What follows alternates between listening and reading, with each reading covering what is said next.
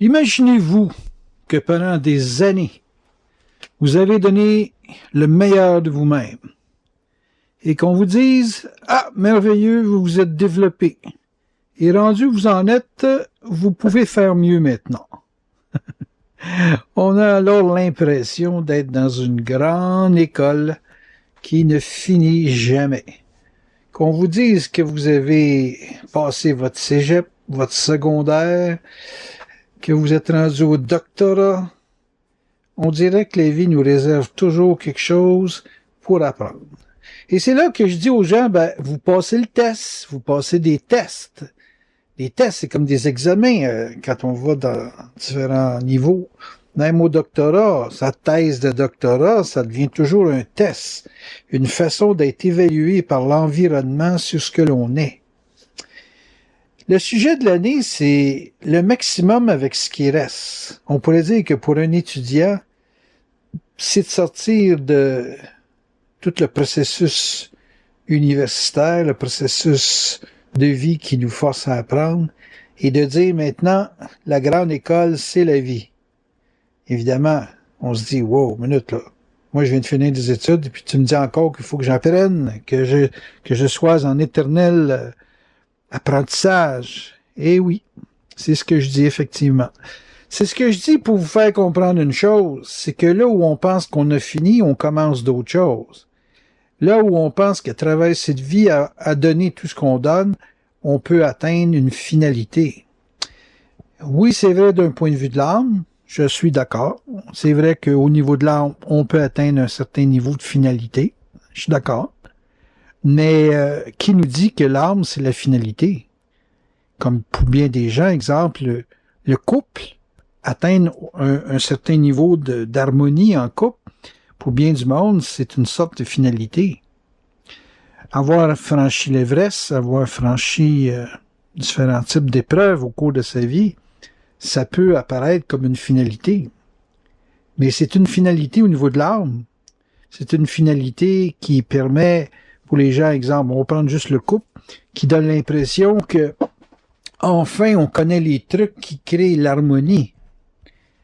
Mais qu'est-ce qui se passe? C'est pour une raison quelconque, notre partenaire meurt. Notre partenaire disparaît dans une profession, disparaît dans une obligation sociale qui nous fait perdre les paramètres ou la capacité d'appliquer certains paramètres qui créent une harmonie. Il y a beaucoup de l'harmonie qui est liée à la proximité, à une influence qui appartient à deux individus, qui appartient à des règles, des ententes qu'ils ont entre eux. Et puis, dans cette mesure, il y a une forme d'harmonie. Tant qu'à y être, on pourrait dire, pour forcer la note, qu'au niveau de l'âme, un arabe qui impose sa ligne de conduite à la femme, si la femme accepte les règles, qu'elle ait peur ou qu'elle ait pas peur, qu'elle soit endoctrinée au niveau de la religion ou pas, ça reste quand même que c'est pas l'idéal de vie pour l'être. C'est un idéal de vie pour notre bon arabe qui peut, par la domination, stabiliser son avenir. Mais ça ne veut pas dire que c'est intelligent. Ça veut simplement dire que du point de vue de cette culture-là, on accède à une forme d'aboutissement. Et qu'est-ce qui nous dit que la religion, cette religion-là, est plus évoluée qu'un autre? C'est toujours une relativité selon une croyance. C'est toujours l'âme qui, par le biais de la croyance, impose une ligne morale, une ligne de conduite, qui s'applique autant dans les domaines mafieux que dans les domaines moraux, qui sont souvent les gens qui sont les tenants des règles ou des principes de cette même religion. C'est dire ici à quel point tout est varié, tout est influençable, si on en tient compte que de l'âme. Quand arrive l'esprit, on dirait que le gros bon sens prédomine sur tout, sur les religions, les cultures, la politique. Pourquoi? Parce que l'esprit ramène l'individu au gros bon sens.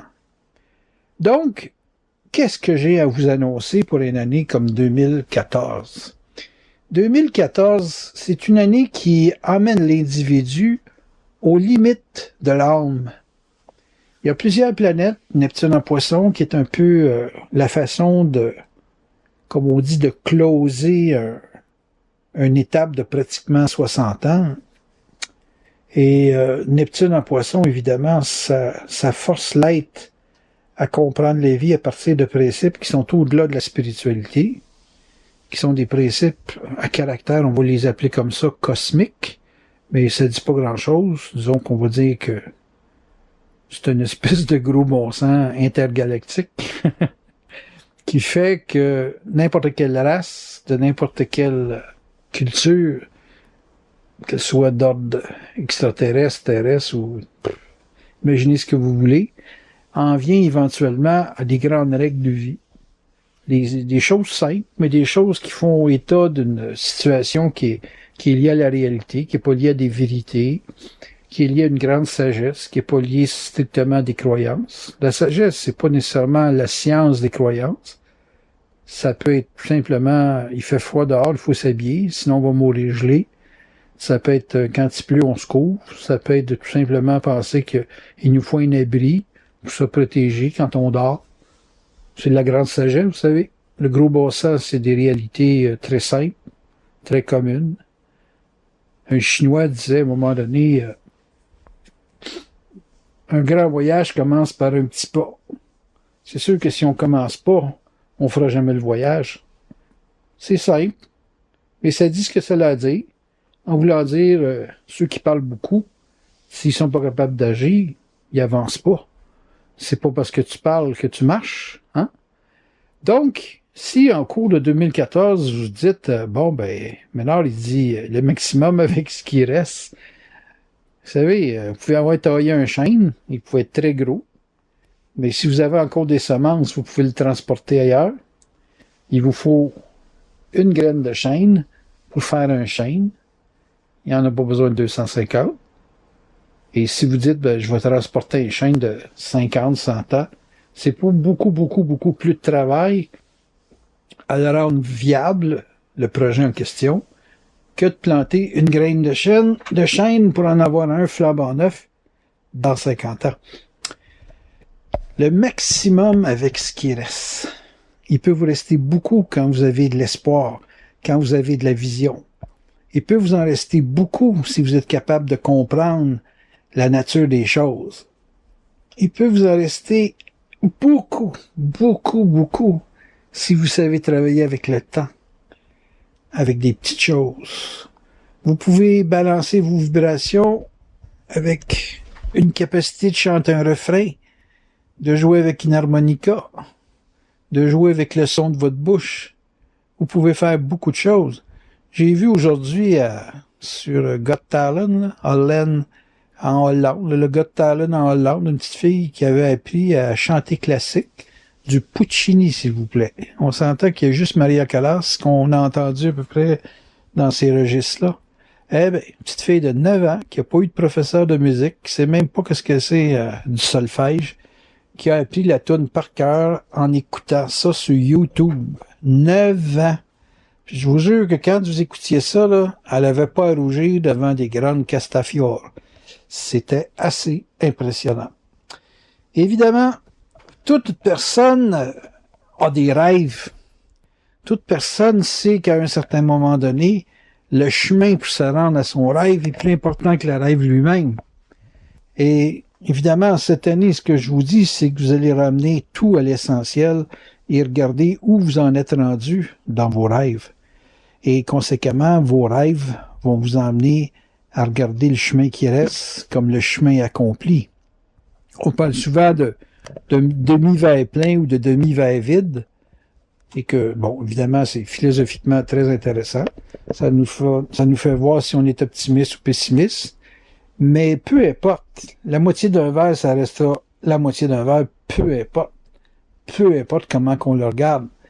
Et c'est un peu comme ça, là. 2014, c'est comme la lecture du chemin parcouru, la lecture du chemin qui reste à vivre, et l'attitude que l'on a vis-à-vis ce qui reste à vivre. Et c'est très intéressant de voir si vous êtes fatigué du demi-chemin ou si vous êtes encore dans l'espoir de parvenir à finir le demi qui reste. Et c'est pas évident parce que, comme j'ai déjà expliqué à beaucoup de gens, On attend souvent de se motiver. Et souvent, la motivation ne se présente pas avant. Elle se présente quand on se met dans le mouvement. Et dans le mouvement, il s'applique une nouvelle énergie qui est un peu comme si le fait du vide développait une volonté de vivre, un développement de, moi j'appelle ça de l'électricité du contact, mais pour certains, c'est simplement une inspiration. Et cette inspiration qui ne se parle pas, qui ne s'explique pas, mais qui crée un courant où l'individu s'engage et ne s'engage pas pour un résultat, mais s'engage pour pouvoir faire le chemin simplement. C'est un petit peu ça que je vous annonce au cours de l'année 2014. Une volonté basée non pas sur le résultat, mais une volonté basée sur le simple fait de vouloir continuer à parcourir le chemin, avec une curiosité de savoir où ça mène, avec qui on pourra le vivre, et savoir si ces gens-là participent au mouvement pour les mêmes raisons que vous. Et que si eux autres, c'est strictement pour le résultat, vous allez sentir un affaiblissement de leur être au fur et à mesure de la démarche, et de la démarche dans laquelle leurs attentes vont lui donner l'impression d'être soufflées par le vent. Alors que c'est votre lumière interne à vous qui va faire que vous allez continuer alors que eux vont laisser tomber. Donc, regardez le groupe comme vous le voulez, mais vous aurez avec le temps la compréhension parfaite que ce n'est pas un groupe qui vous appuie, encore moins un couple, mais que c'est votre feu intérieur qui vous pousse à continuer à parcourir le chemin, peu importe les obstacles ou les tests que vous aurez à passer. Il y a un temps où c'est l'évaluation en classe qui nous motive à étudier, et puis à un certain moment donné, on se rend compte qu'on aime étudier, et qu'on n'a pas besoin d'être noté, qu'on n'a pas besoin d'être qualifié, on n'a pas besoin de se faire dire par les autres que c'est correct ou pas correct, parce que votre chemin devient votre chemin. Votre chemin n'est pas une copie conforme d'un comportement stéréotypé dans une structure sociale. Vous allez me dire, ouais, mais ça ne me dit pas si je vais m'acheter une maison, si je vais changer d'ouvrage. Ce langage-là, je l'ai éliminé dans ma vie. Parce que ça, c'est des résultats. Des résultats d'une ligne de destinée qui vous est particulier, qui ne s'applique pas nécessairement à vous, mais qui s'applique à des lignes de conduite généralisées, collectives. Moi, ce que je vous parle, c'est une démarche que tout individu doit parcourir à un moment donné et où, à un certain moment donné, il est pris dans la trappe de l'évaluation collective. Moi, je vous parle du chemin qui va après la collectivité.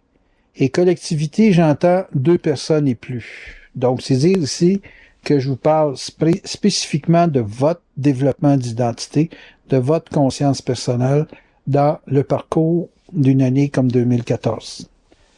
Là, vous allez me dire, sur quoi tu t'appuies pour dire ça à tout le monde? Je m'appuie sur le fait que Neptune en Poisson engendre tellement de confusion dans les croyances des gens qu'à un moment donné, pour ne pas être pris dans la trappe de la croyance, ils sont obligés de se former une idée personnelle de ce que doit être la vie. Neptune en Poisson s'associe à Saturne en Scorpion, qui lui te fait descendre en enfer pour arrêter de te questionner sur les valeurs qui sont totalement, on va dire, artificielles, mais qui sont réelles aussi, parce que une valeur, ça peut être lié à une forme, mais il reste quand même que, exemple, moi je m'intéresse aux carabines, mais l'été seulement.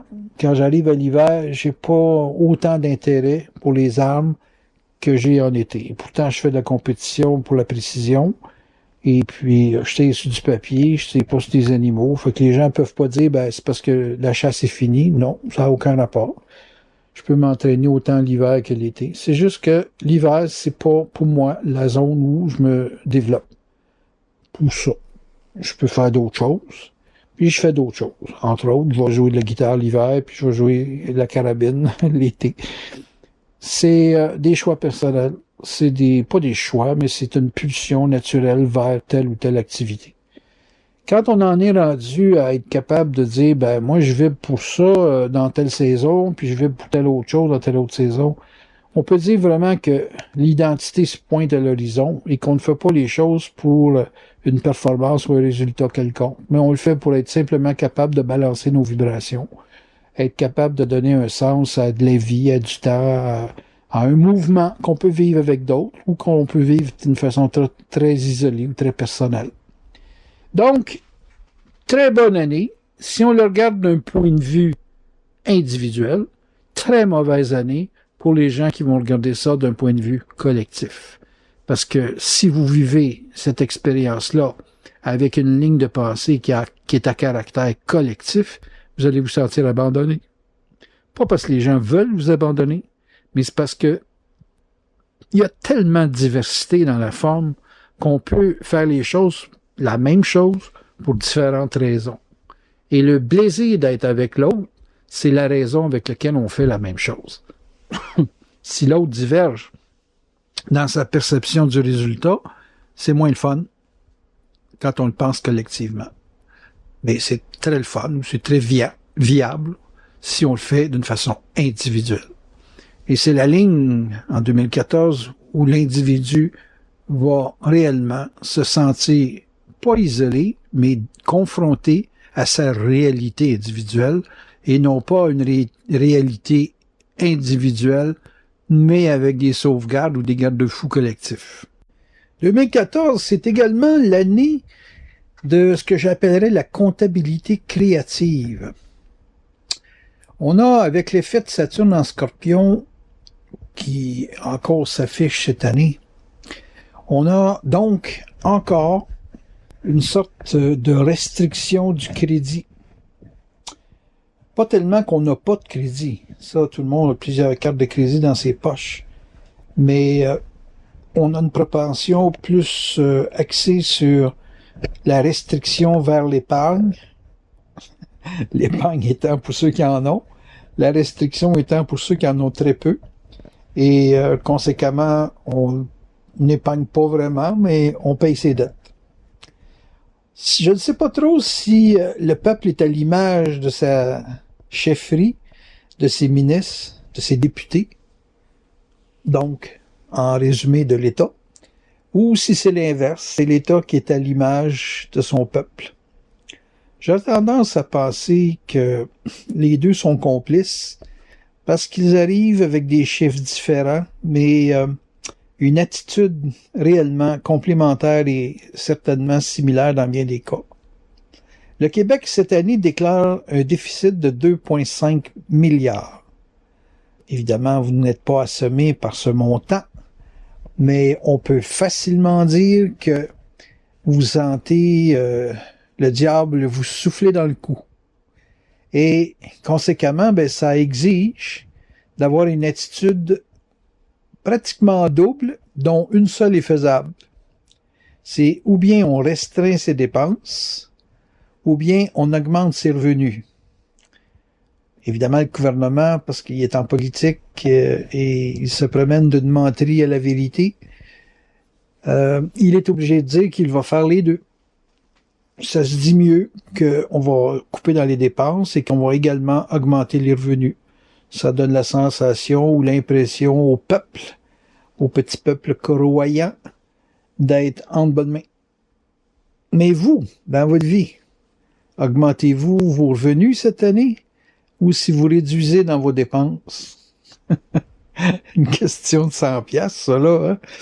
Eh oui, moi j'ai décidé de couper dans mes dépenses parce que je crois pas à l'augmentation des revenus. Tout le monde est pauvre, tout le monde s'appauvrit, puis tout le monde veut plus s'entraîner dans une sorte de chaîne spiralisante de dépenses qui est sur les cartes de crédit.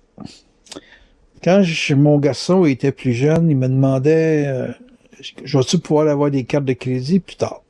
J'ai dit définitivement, il les donne. Ah oui, il nous donne du crédit. Eh oui, du crédit, c'est un attachement qui est plus fort que le mariage. Tu peux te marier 2-3 fois dans ta vie, mais du crédit, quand tu l'as dans l'os, la seule façon de s'en sortir, c'est de faire faillite. Ah, je veux pas faire faillite, je veux garder mon nom. Mais si tu veux garder ton nom, mets pas de carte de crédit dans ton portefeuille, parce que tu vas inévitablement goûter à ce poison qui se perpétue indéfiniment. Ben, y a-tu moyen, papa, d'être intelligent avec le crédit? Oui. c'est que si tu payes 25% d'intérêt, il faut que tu fasses 40% de profit. Là, tu vas payer tous les frais, tu vas payer les intérêts, et puis tombe pas dans la trappe qu'il faut que tu payes juste les intérêts. Non, non, non, non, non. Quand tu pourras, avec tous tes investissements judicieux, payer toutes tes cartes de crédit, tu vas avoir le fameux nom que tu cherches. On appelle ça une réputation de bon crédit. Idéalement proche des 800. C'est mieux que 400. Ça, c'est pour Equifax. Tu vas comprendre un jour, mon fils. Et voilà que il est appelé à jouer avec le crédit parce qu'il est en affaires. Et il se rappelle évidemment que papa a dit, si tu empruntes pour faire de l'argent et que tu en fais plus que les intérêts que ça te coûte, tu es en santé.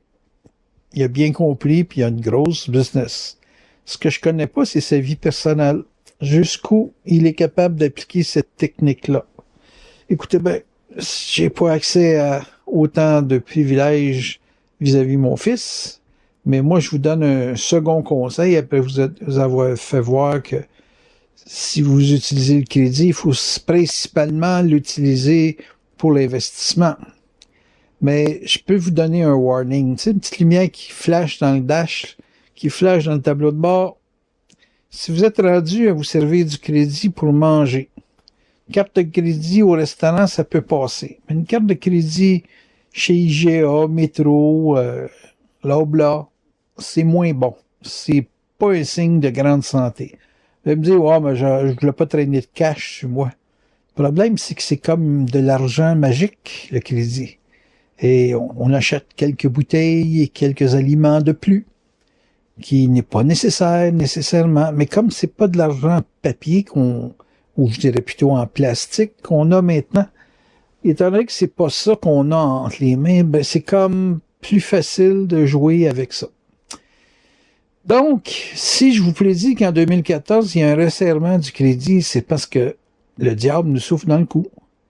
Et à un certain moment donné, il faut savoir en quelle année ou à quel mois dans l'année qu'on doit dire « Wow, c'est assez là. Assez, c'est assez. Enough is enough. » Donc, cette année, pour tout le monde, j'annonce une résistance à la dépense. Pour certains, un goût à l'épargne. Pour d'autres, une capacité de creuser profond pour vendre des choses qui sont inutiles. Se concentrer sur ce qui est utile. Garder en tête que si l'investissement se colle à un besoin, c'est d'utiliser ou d'acheter des produits qui ont une très longue durée. Genre, vous achetez des produits qui ont une durée assurée de 10 ans.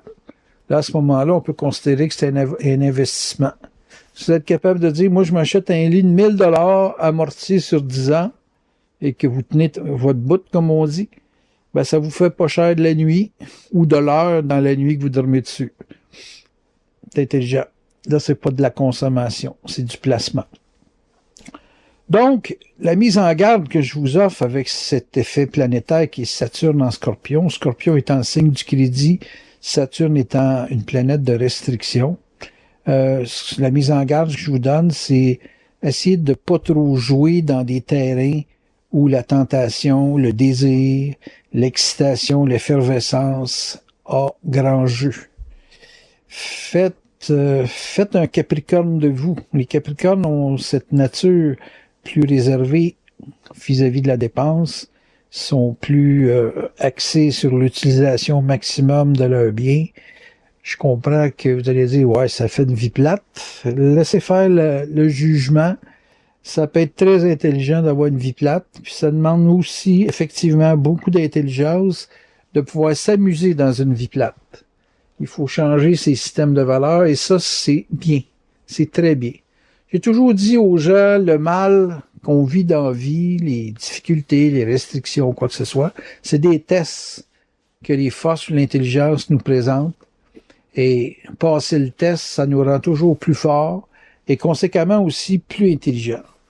Donc, vous avez une exceptionnelle année pour démontrer que vous êtes plus intelligent, beaucoup plus intelligent que la misère.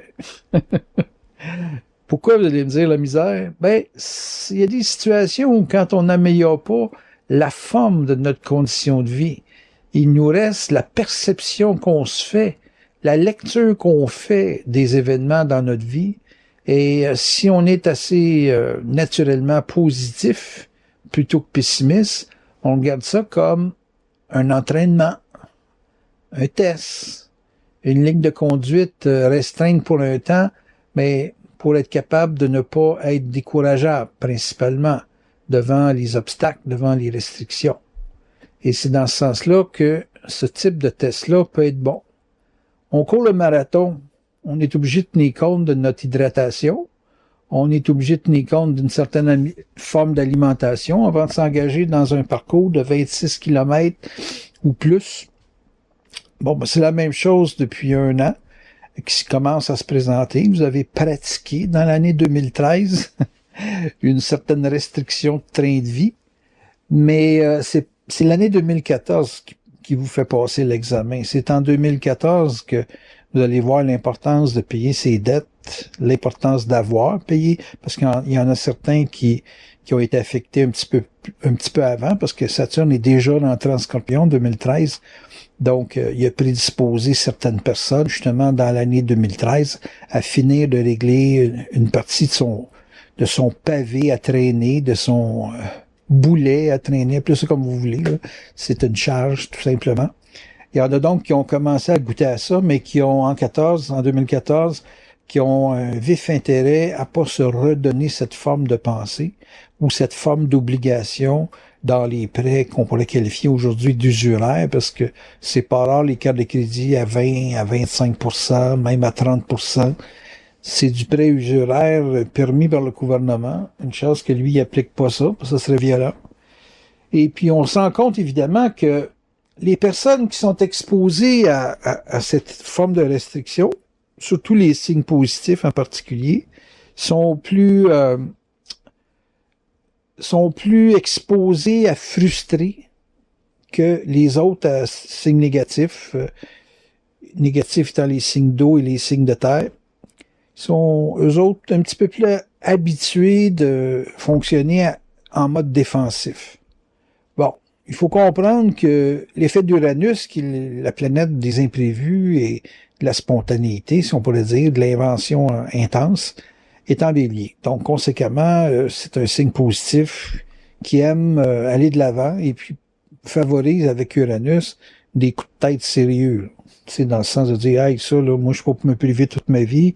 On a juste une vie à vivre, puis puis là, ça pousse la machine dans une situation assez urgente et grave. C'est grave parce que c'est intense et que c'est gros, conséquemment. Et puis intense parce qu'Uranus fait rien comme l'habitude l'a déjà préposé, présenté, c'est-à-dire dans le passé.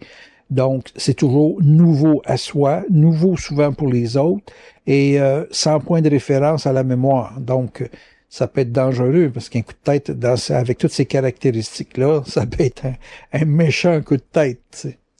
Donc, si vous êtes dans les signes d'air et de feu, c'est plus dangereux que ça se passe comme ça. Et si vous êtes dans les signes d'eau, vous allez avoir une petite hésitation, une petite gêne, comme ils disent tout le temps. Et ça va vous protéger contre l'exagération. Évidemment, dans les autres planètes, il y a Saturne qui est en Scorpion, il y a Jupiter qui est en Cancer, 2 signes d'eau. Il y a Saturne en Scorpion, je l'ai dit. Il y a Uranus en Bélier, Neptune est en Poisson, encore un signe d'eau. Et puis on a Pluton en Capricorne, qui est un signe de terre. Vous remarquez que le portrait global international est dans les signes négatifs. Il y a seulement que dans les 5 planètes là, qui nous concernent, les 3 à caractère collectif, Uranus, Neptune, Pluton, et les 2 à caractère individuel, Jupiter et Saturne, ben sur ces 5 5-là, il y en a 4 qui sont dans les signes négatifs, donc qui prédisposent à la prudence, qui prédisposent à la réserve, qui prédisposent à l'épargne ou à la limitation des achats intempestifs, anti-marketing. On pourrait dire qu'il y a 4 planètes anti-marketing et une autre que quand elle a une chance de passer, elle pousse fort, intensément et elle amène les gens être dérouté et puis être sur l'effet de la férule des psychologues commerciaux, industriels, qui cherchent vos failles absolument pour vous faire tomber dans le centre d'achat. Qu'on invente des fêtes, on en met beaucoup, il y en a au moins une par mois. Là, cette année au Canada, on a ajouté le Black Friday, qui était quasiment une mode strictement américaine, mais pour stimuler les ventes avant Noël, et puis le Boxing Day après Noël, on en met du matériel, tu sais, regardez nos circulaires, on peut acheter sur Internet, tout ça à la vitesse de la lumière, puis avec des augmentations de crédit qui vous ont été présentés au courant au courant de l'été puis au courant de l'automne. Bon, vous pouvez pas dire que c'est pas organisé. Donc, dans cette optique-là, vous allez vous sentir instinctivement, intelligemment dirigé vers une très grande prudence et voir une attitude quasi belliqueuse devant toute forme d'accession à votre mental. Ce qui en résulte en soi que ça force l'individu à avoir beaucoup plus d'individualité que de sens collectif. Même pour les œuvres de charité, les gens vont être un petit peu moins naïfs. Parce que là, ils commencent à voir que, bon, il y a des problèmes aux Philippines, il y a des problèmes... il y a des problèmes avec Haïti, il y a des problèmes, tu sais, puis que là, tout le monde qui est riche doit sauver le reste de la planète. Puis souvent, les riches, c'est pas les riches, c'est juste des gens plus riches, les Haïtiens. Mais les riches, là, on n'entend pas parler autrement que parce qu'ils peuvent faire des déductions fiscales. C'est très mental, disons, ou très froid vis-à-vis de les catastrophes cosmiques et interplanétaires. Parce qu'ils veulent que ça soit rentable dans leur fiscalité. La personne qui donne, elle, qui manque de pain dans la semaine, puis qui, par solidarité, va dire, ben, je vais envoyer un petit vin là. C'est pas le même état d'esprit, pas en tout, là. C'est vraiment, hey, pauvre, je suis pauvre d'un pays riche, donc j'ai plus d'avantages qu'elle. Elle a pas d'assurance sociale, et puis moi, j'en ai. C'est ces éléments-là qui commencent à changer. Vous allez voir dans les prochaines années, parce que Neptune est en poisson pour un fameux bout. On a déjà parlé souvent dans les autres années que depuis 2009, Pluton est en Capricorne pour sortir de là strictement en 2026. Et je sais pas si vous savez, je vous avais annoncé en 2010 que c'était pour commencer à cogner. Moi, j'avais prédit depuis l'âge de 21 ans que l'apocalypse commençait en 2010. Je me suis pas trompé trop, parce que la crise est arrivée en 2009, qui était finalement l'année 2010, parce que quand on dit l'année 2009 est terminée, et c'est la 2010e année qui commençait à ce moment-là. Bon, je veux pas dire que j'étais bon, mais effectivement, sans le savoir, j'étais bon. Et puis, ça finit en 2026. Fait que, il va y avoir beaucoup de choses qui vont changer au niveau des mentalités. Là, on commence à voir que 2009, on nous avait une amélioration de ci, une amélioration de ça, mais qu'en final, on n'a pas eu une expansion aussi fulgurante qui a été dit.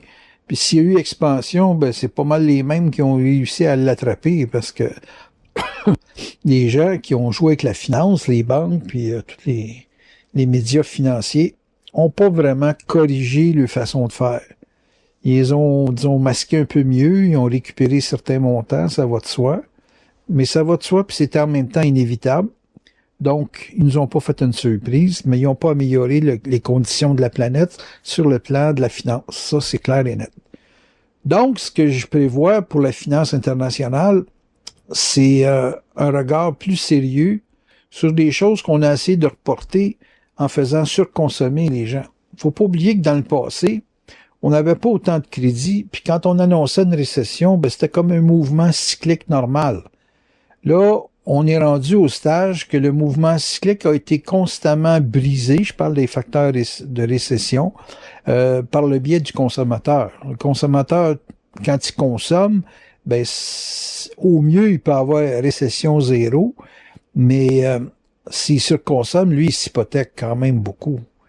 Les pays se sont aussi hypothéqués. Je pense juste aux Américains qui ont la sacro-sainte manie d'imprimer de l'argent à chaque fois qu'ils ont des problèmes de finances. À jouer au fou de même, là, à un moment donné, t'as beau être le pays le plus armé sur la planète, tu vas quand même créer un déséquilibre avec le temps. Et c'est ça qui va être l'apocalypse. Le regard vers l'argent qui sera différent. Là, vous allez me dire, on n'est pas dedans. Oui, on est dedans. On est dedans, mais c'est subtil, c'est silencieux.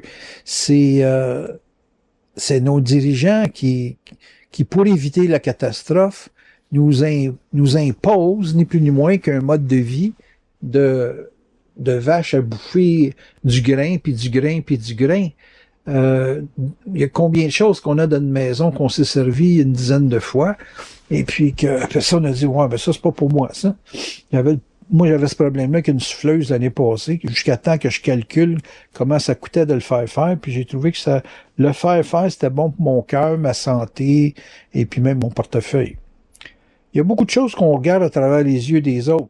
Et puis moi, ce que je vous enligne, c'est de penser à travers vos yeux, vos besoins, votre réalité, et d'en enlever un petit peu parce que vous avez certainement été brainwashé par la publicité, par les journaux, la radio et votre voisin, évidemment.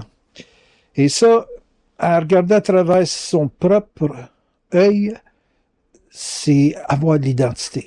Vous avez toujours cherché à avoir de l'identité, vous vous êtes toujours demandé comment on pouvait arriver à avoir de l'identité. Ben, c'est une façon très simple.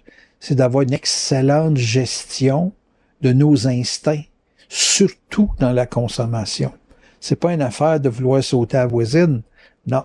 C'est une affaire de bien gérer sa finance. Et si vous avez un bon contrôle de vos instincts, vous allez avoir une minutie dans l'application de votre énergie à aller chercher la consommation, puis vous allez être plus un utilisateur qu'un consommateur. Ça veut dire quoi? Ça veut dire que dans votre vie, ça va être plus intéressant pour vous d'utiliser au maximum ce que vous avez pensé être l'achat du siècle et puis qui a tourné après certaines difficultés dans le garde-robe. Et là, vous allez dire, non, ça va être un défi de vie. Il y en a qui montent l'Everest et puis on est plus intéressé à leur performance qu'à la bebelle qu'ils ont acheté. La fille qui a traversé l'Atlantique à partir d'Halifax jusqu'en France, elle n'avait pas nécessairement un bateau plus cher que votre auto, mais elle avait du cœur au ventre pour pouvoir le faire, puis braver l'eau, elle aimait pas être dans l'eau, elle aimait pas l'eau tout court, à part de la boire. Et puis, c'est bien évident qu'elle a pris un défi qui, sans écouter sa maison, puis ses prochains 10 ans de travail, l'ont certainement amené à un niveau, une réputation, une compréhension de la vie ou de sa vie ou d'elle-même qui vaut plus cher que l'équipement qu'elle avait.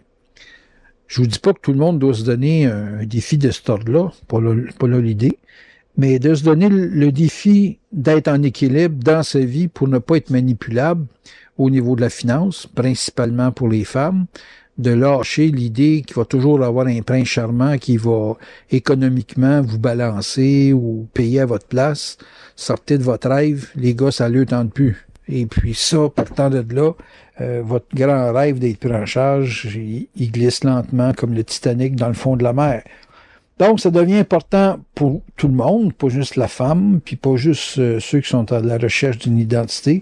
Ça devient très important d'avoir une bonne gestion de ses énergies, puis ça apparaît plus concrètement dans la finance. Éventuellement, l'année prochaine, je vais probablement, en 2015, vous dire de faire attention à votre santé, parce que les effets de Neptune vont avoir commencé à faire beaucoup de travail sur le psyché des gens. Il est déjà dans le signe du Poisson, et on a...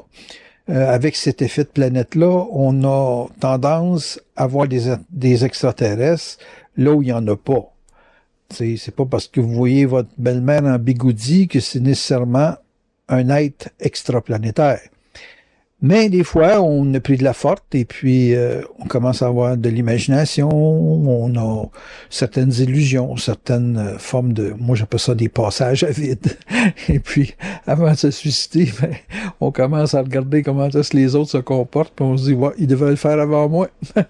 Mais c'est pas là le point, c'est le comment on veut vivre, c'est je dirais, il y a une nomenclature de certains processus ou d'étapes de vie qui est nécessaire de passer pour avoir un mode de vie. Un mode de vie, c'est pas de regarder le hockey indéfiniment. C'est de savoir dans quelle la Charte des valeurs du Québec, ça peut être la Charte des valeurs de Joseph Twain, là, tu sais, c'est pas compliqué, là, il s'agit de savoir dans quel moule, dans quel cadre on veut vivre et non pas de chercher le cadre des autres. Il y a un gars qui me disait que c'est quoi ta position vis-à-vis de la charte? Je dis, je pense pas que ce soit les femmes arabes qui soient le problème. Je pense plutôt qu'avant de s'intégrer au Québec, on devrait demander aux messieurs qui sont arabes s'ils connaissent le hockey. Parce que notre religion, nous autres, c'est le hockey. Fait que si le gars connaît pas le jeu du hockey, s'il connaît pas Price puis Subban, ben tu l'en retournes dans son pays parce que il a pas compris comment il fallait vivre ici. C'est des fins de semaine de télévision et puis une compréhension parfaite de qui va gagner la Coupe Stanley. C'est pas une histoire de religion. Au Québec, on est laïque. Le fait de notre laïcité, ça fait qu'on a notre vraie religion, c'est le sport. Vous allez rire peut-être, mais je vous jure qu'on n'est pas loin de la vérité. Je suis pas sûr qu'il y ait un musulman qui sait comment ça marche le hockey au Québec. Pas mal sûr. Et s'il est contre le sport en général, ben c'est sûr que c'est un intégriste. Donc, dans l'évolution de votre année, vous allez peut-être commencer à rire de ce qui apparaît important. La vraie affaire importante au Québec, c'est surtout dans la région de Montréal, c'est le pont Champlain, l'échangeur turco. Mais pour le reste, ça va bien. On vit une vie individuelle, on fait quand même un assez bon salaire comparé à d'autres pays. On a un mode de vie qui est quand même calme, parce qu'il n'y a pas rien qui suggère vraiment. C'est pas 3% d'Arabes au Québec qui peut nous susciter à lever les fusils puis à dire bon ben à bas la race puis ces choses-là. C'est pas vraiment dangereux. On en fait plus que d'autres choses parce que des fois on manque de nouvelles et puis on tape ces gars-là, tu sais. Fait que la vie est difficile selon comment on la regarde.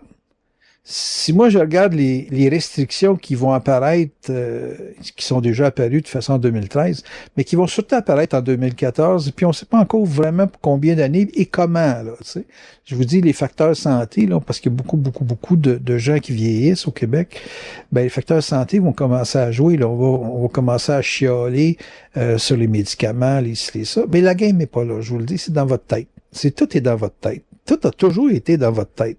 C'est juste qu'on prend plus conscience de notre tête quand on est à un moment donné comme envahi par la radio, la télévision, les computers, les multimédias. Ah, écoute, quand un gars passe ses journées sur Twitter et Facebook, là, en plus de travailler, c'est impressionnant, là, tu sais, c'est impressionnant. On entend des choses sur ces médias-là qui, à un moment donné, tu sais, quand tu dis un gars va se ramasser avec un ticket de 2000 pièces parce qu'il écrivait en conduisant, j'aurais jamais pu imaginer ça, moi, dans ma vie. Il m'aurait juste à apprendre que le monde font la même chose avec une moto. Et puis là, moi, je vais me sentir réellement dépaysé, là. Donc, la surprise, on commence à s'habituer à la surprise. On s'habitue de plus en plus à la divergence. On s'habitue de plus en plus à des espèces de miracles qui n'existaient pas dans le passé, qui aujourd'hui deviennent de plus en plus communs. On est impressionné par tous les journalistes qui apparaissent sans nom dans l'univers des multimédias. On a des déplacements incroyables de systèmes de pensée qui se font à travers la radio, la télévision. Je vous dis, vous fermez la télévision, la radio, puis vous vous coupez de votre computer pendant 6 mois. Quand vous allez revenir, vous allez être sur une autre planète. Ça va être complètement différent.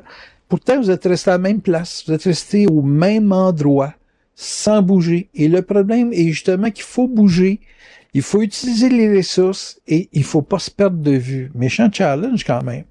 Donc, quand je vous prédis l'année 2014 restrictif, c'est plus des fois de la prudence, peut-être même mêlé à de la peur d'être dépassé, qui fait qu'à un moment donné, on a besoin de faire des réserves. Parce qu'on se dit, écoute, à la vitesse que ça va, moi, l'année prochaine, je sais pas où est-ce que je vais être rendu. Je sais pas si je vais avoir de l'ouvrage, je sais pas si ça. Et puis c'est ça que vous allez vouloir vous faire, un mode de vie que vous pouvez avoir, la contenance et je dirais même jusqu'à un certain contrôle contre la collectivité, des fois avec la collectivité, mais sans jamais avoir la certitude absolue que la collectivité va aller dans le sens de vos intérêts.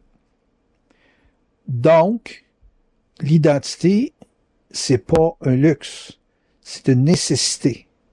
Puis c'est pas de l'individualité. L'identité, c'est profond. L'individualité, c'est une autre forme de personnalité. c'est la personnalité anti-suiveux, anti-gang, anti-pareil comme. Mais il y a tellement de modes qu'on finit par dire « Ah, regardons ça, lui, il m'a copié. » Alors, il vous a pas copié, mais il a trouvé qu'il y avait des caractéristiques dans le fait de l'identité, comme exemple, avoir beaucoup d'autorité, et non pas dominer avec l'autorité, mais avoir beaucoup d'autorité pour s'afficher solide, puis pour se sentir solide. La personnalité, ça s'affiche solide, mais ça n'a pas de solidité. L'identité, ça l'a profondément de l'autorité. Et qu'il se fasse accuser, rejeter ou tout ce qu'on peut imaginer parce qu'il y a de l'identité, il s'en fout. Parce qu'il vit pour son mode de vie. Il vit pas pour le mode de vie du voisin. Le voisin, il cachette ce qu'il veut, qu'il vive comment qu'il veut, qu'il traite sa femme comme il veut. C'est plus de vos affaires. Vous avez dit, bon ben moi, ma structure intime, elle se positionne comme ça, j'ai des valeurs fixes, puis je me ferai pas traiter d'instable parce que what you see is what you get. C'est ce que vous allez voir, c'est ce que vous allez avoir. Mais c'est dans cette optique-là que ça se présente pour 2014. Là, on vient de franchir presque la moitié du cycle que j'avais donné, qui était 17 ans de mutation. J'avais fait un CD là-dessus en parlant de l'apocalypse et que c'était pour faire des grosses mutations au point de dire que l'apocalypse, c'est la totalité de ces mutations-là qui va faire que les gens vont agir et réagir différemment.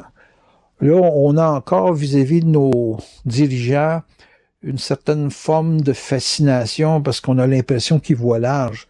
Mais regardez les équipes de travail qui ont autour d'eux autres, justement, pour voir large. Vous auriez une vue aussi large si vous étiez capable de faire la nouvelle plutôt que de la lire. Si vous qui faites la nouvelle, vous avez plus de contrôle que de lire la nouvelle. Donc, ces gens-là ont l'avantage de leur poste, mais ils n'ont pas d'avantage réel sur votre personne. Les gens commencent à s'en rendre compte, puis l'espèce de jeu d'impuissance qu'on a à pouvoir corriger les choses, ça va changer dans les 10 prochaines années. On va voter par Internet à un moment donné. On va contrôler des jeux de mafia, que la mafia elle-même ne sait pas encore comment que les gens vont le faire, mais il y a un mouvement de prise en main de l'équilibre des gens qui se fait sur des périodes de temps plus courtes. Des affaires comme la commission Charbonneau ou quoi que ce soit, ça va avoir fait pas mal plus de dégâts que vous pensez, parce que ça va avoir mis sur les dents des gens qui pensent qu'ils vont pouvoir recommencer aussi facilement qu'avant. Non, la communication était pas comme ça avant les années 2000. Et la communication a commencé à changer à partir des années 2000. Et c'est cette communication-là qui va faire la tension. Écoutez, moi, vous annoncer un pouvoir que tout le monde a, mais qui n'a jamais développé, mais qui a toujours intuité. La pensée que vous avez, quand elle est vibrée, c'est aussi puissant qu'une carabine. Vous voyez quelqu'un, vous savez qu'il est coupable de quelque chose, vous le sentez, c'est pas parce que ça a été dit à la radio ou à la télévision. Non, non, non, non, non. C'est parce que vous le sentez, et vous dites, je ne veux pas que ça se passe encore. Tu sais, je pense à des violeurs, puis des cibles, des ça, ou des gens qui tuent, comme Turcotte qui a tué ses enfants. Vous allez juste penser que ça n'a pas de bon sens. Vous allez juste penser que ça devrait pas être un jugement comme ça, et les choses vont se corriger. De dire, ouais, ben là, il en faut quelques milliers. Il faut juste du monde qui vibre. Des fois, juste une personne qui vibre, elle peut faire un gros changement. Et plus vous êtes conscient, plus vous êtes sans émotion, l'émotion, ça affaiblit beaucoup ce pouvoir-là. Quand vous perdez cette espèce de rosace dans le visage, qui est toujours comme un extatique, là, quelqu'un qui est en extase permanente, quand vous allez avoir perdu ça, vous allez voir que votre pensée a pas mal plus d'impact que vous pensez.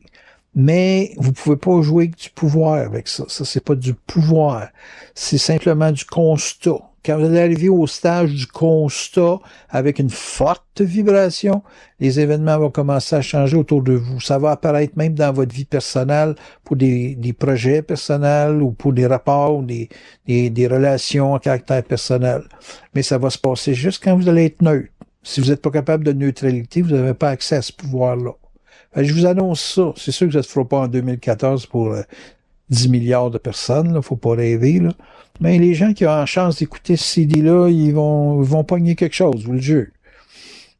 C'est à suivre. Je vais faire un autre fichier. Là. Un autre domaine qui m'est... ça, c'est surtout les femmes qui me posent des questions là-dessus. C'est les rapports de couple, les rapports affectifs. Je me plais à dire depuis 1 an, 2 ans que le couple, c'est pas un objectif en soi. Une personne qui n'a pas de couple peut très bien vivre sa vie, peut parfaitement évoluer, peut être considéré, avoir une réputation, puis bien vivre. Là, vous allez me dire, ouais, mais pourquoi le monde veut le temps un couple? Ben, écoutez, c'est plus facile à 2, plus facile à 3, c'est plus facile à 10, plus facile à 20. C'est juste le caractère territorial qui limite ça à 2 personnes. Mais si vous avez des amis, si vous êtes seul, mettons, là, il y a déjà quelqu'un qui me disait, il dit, moi, j'ai pas de femme, mais il dit, quand t'en as pas, t'es as toutes. En voulant dire, t'as accès à toutes, mais t'as pas le temps pour toutes, t'as pas le capital pour toutes. Donc, tu te fais une sélection dans ton temps de tes rapports avec les gens pour être avec les gens qui améliorent ta vie. Tu sais, les gens te cherchent pour améliorer leur vie, puis conséquemment, tu vas également chercher à rencontrer des gens qui améliorent ta vie. Sans ça, tu vas jouer à Mère Teresa toute ta vie, tu vas jouer au père Polichinelle ou Lionel, peu importe pas Christ, mais tu vas jouer à ça toute ta vie. Non, non, non. Tu sais, il arrive un stage que si on parlait tout à l'heure de gestion des énergies, ben, je vous dirais aussi que vous avez aussi un capital affectif qui peut pas s'épancher avec 250 personnes. De là, le couple. Le couple, ça permet de concentrer nos besoins, notre énergie, nos rapports avec l'avenir, parce qu'il y a toujours nécessairement dans la recherche du couple, il y a toujours une certaine recherche de la famille.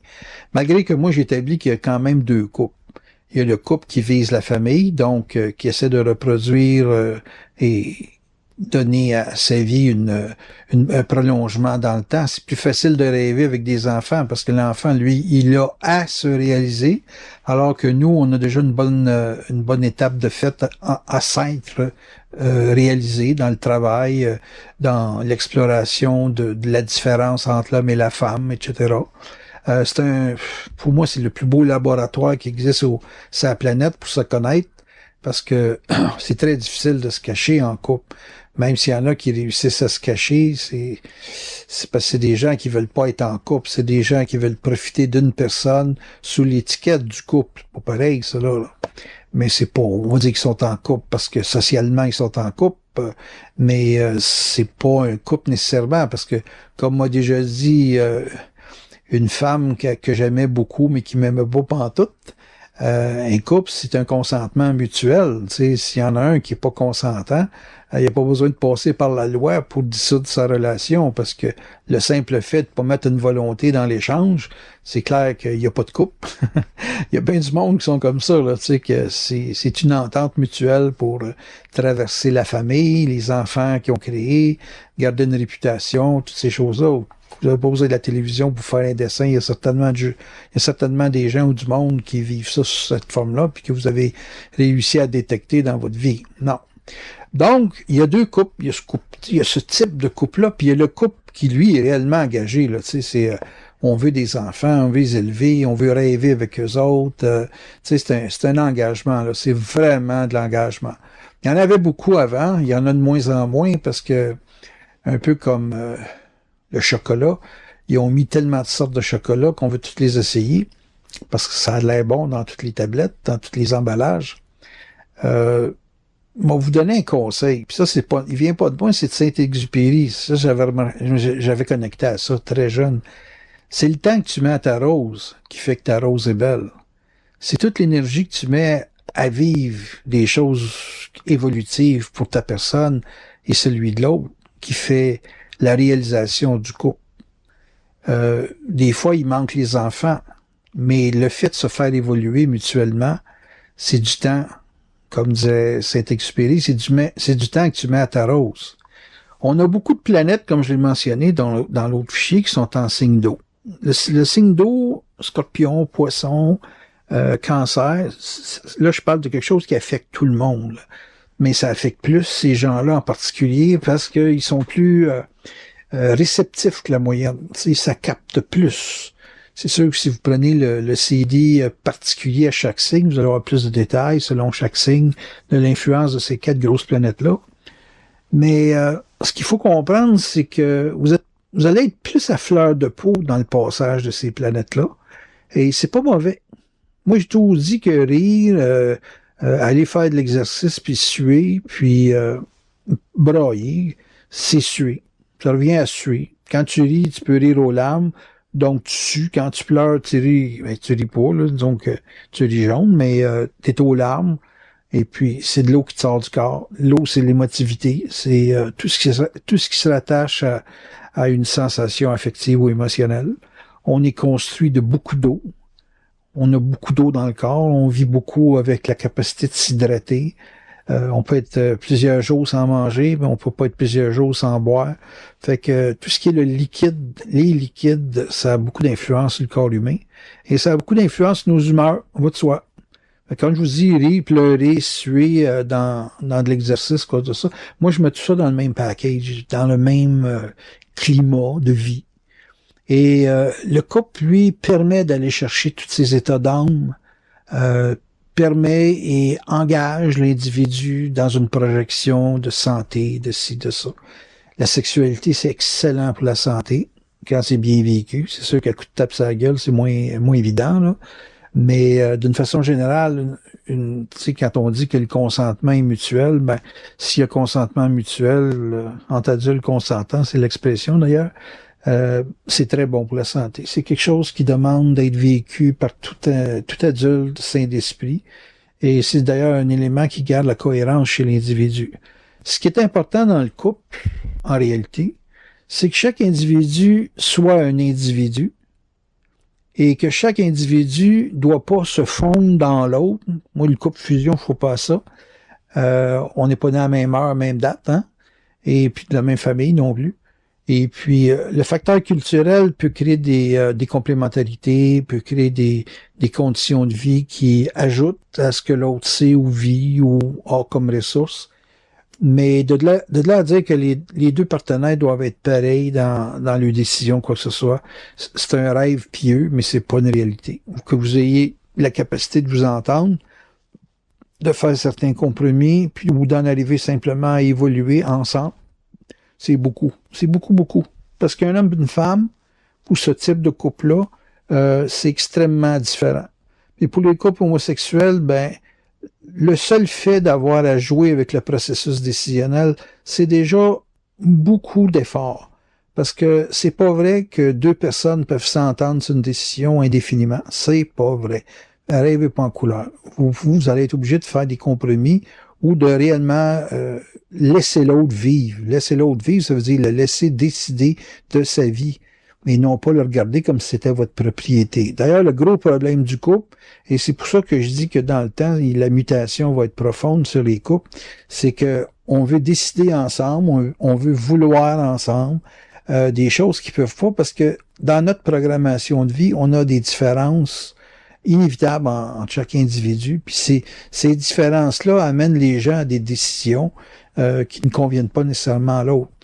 Moi, j'ai été en couple pendant 23 ans, puis je peux vraiment vous dire que la femme, l'homme ont des particularités chimiques dans le cerveau qui font qu'un gars va aller sur une canne à pêche, puis la femme va aller sur un manteau de fourrure, puis qu'il y a certaines exceptions, évidemment. Il y a toujours quelqu'un qui vient de dire « Ah non, ma femme, elle aime ça la pêche, puis elle aime pas le manteau de fourrure. » Ben oui, c'est bien ça. Peut-être qu'elle cherche un ours aussi pour en avoir un, mais qu'elle veut le tuer puis le tanner elle-même, là. En tout cas, tout ça pour dire que la dynamique des gens, c'est une dynamique qui peut être influencée par une collectivité, puis il y a des expériences ou des essais de vivre des choses qui, pour arriver à une bonne identité, doivent être vécues personnellement. Je ne crois pas je crois qu'on évolue ensemble, je crois pas qu'on a une identité en même temps. Il y a des gens qui sont plus réveillés au mental que d'autres. Il y en a qui, dans le couple, sont plus émotionnels que d'autres et conséquemment, les expériences doivent être vécues plus intensivement. Et puis, si le partenaire est plus mental, ben, ça sera moins intense, ça va de soi. Là, que ce soit homme ou femme, peu importe. On voit que ces caractéristiques-là font que on peut vivre à deux, mais il faut de l'individualité. Puis si on vit tout seul, il faut pas avoir peur de vivre le couple. Il faut pas avoir le peur de s'associer. Parce qu'une carence dans le fait d'être seul, ça peut venir du fait d'avoir peur de l'autre. Et si on affronte ces peurs de l'autre dans une relation intime, donc le couple, ben, conséquemment, c'est plus facile de faire face à nos bébites. Au même titre que quand on est capable de sortir du couple puis d'être capable d'être spontané, libre, ben, on n'a pas peur de la collectivité non plus.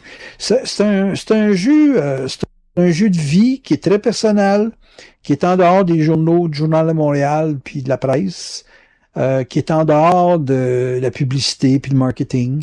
C'est personnel. On peut vous donner un livre pour savoir comment faire l'amour, mais c'est comment vous allez le sentir que ça va se passer. Ça se passera pas comme dans les livres, c'est clair et net, encore moins comme le cinéma. C'est tellement factice là-dedans. Hein.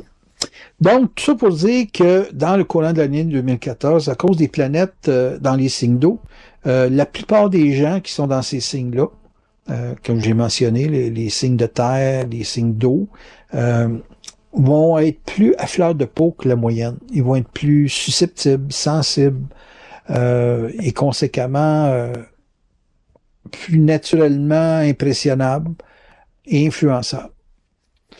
Et quand ça reviendra dans les signes positifs, ça va quand même prendre une bonne quinzaine d'années, vous pouvez vous attendre à ce moment-là à avoir des tempéraments plus froids, plus